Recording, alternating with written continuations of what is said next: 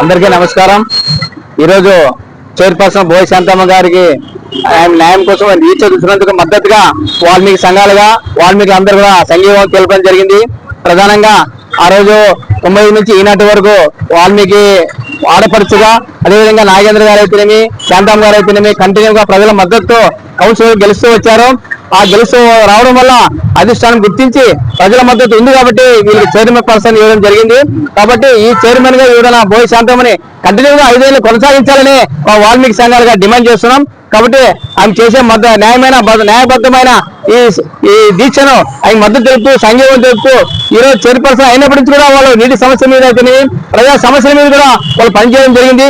నీతి నిజాయితీ ఉన్నారు కాబట్టి ఈ రోజు వరకు పట్టణం మద్దతు ఉంది కాబట్టి మా వంతుగా మా వాల్మీకిగా ఆడపడుతూ కూర్చున్న దీక్షకు సంఘీభావం తెలపడం జరిగింది। జై వాల్మీకి, న్యాయం జరిగేది బోయ శాంతమ్మకు, న్యాయం జరిగేది చైర్పర్సన్ బోయ శాంతమ్మకు।